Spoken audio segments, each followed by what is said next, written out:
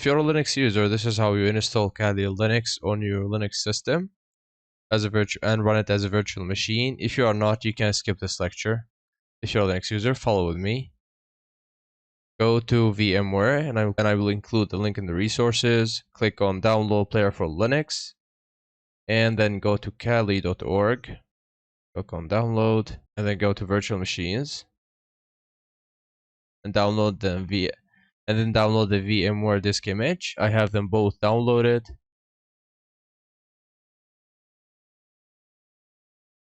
Go to the downloads. So the Kali disk image is compressed. To extract it, right click, extract here.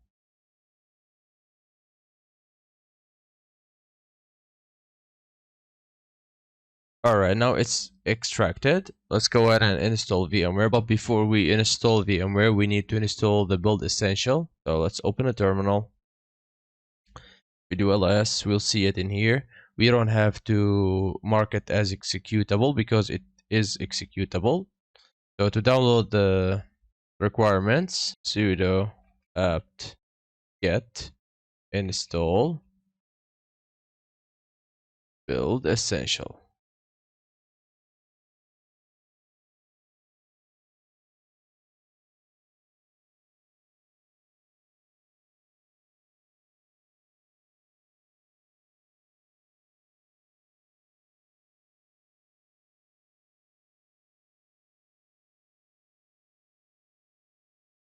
Now the build essential has been successfully installed. Let's do ls and let's install VMware. Sudo /vmware. Click enter.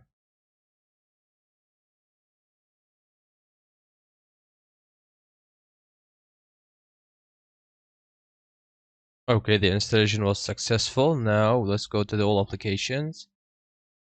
Look for VMware. This is it. Okay, accept the license and agreement. Next. Next. Next. No. And yes, we will want to use it for free. Finish. Gotta put my password. And this is it. We have already installed VMware on our Linux system. Alright, after installing VMware, let's go and import Kali. Click on Open Virtual Machine, go to Downloads. This is the path, and click on this. Let me just show an overview about our settings real quick. So in here, the memory, how much memory do you want to give to your virtual machine? It's set by 2 gigs of RAM by default. In here, the processors, how much processors do you want to give to your virtual machine? And here the network adapter, which is set to NAT by default. You don't have to change any of these, and it's important to keep all the virtual machines on the NAT network so they will be able to communicate to each other. And the USB controller, it's set by 2, USB 2 by default. You can raise it to 3.1. And the display, you can, here we have the 3D graphics. You can tick this, so you will get better 3D graphics. You will get some animations. If this is making problems to you, you can keep it unticked. And now click on save and power it on. Now, because I'm using a virtual machine, this machine that you're seeing, this is a virtual machine. This is not a real Ubuntu system. That's why it's not allowing me to run virtual machine inside virtual machine. And as you can see, a player in a virtual machine will result in degraded performance. You want to continue?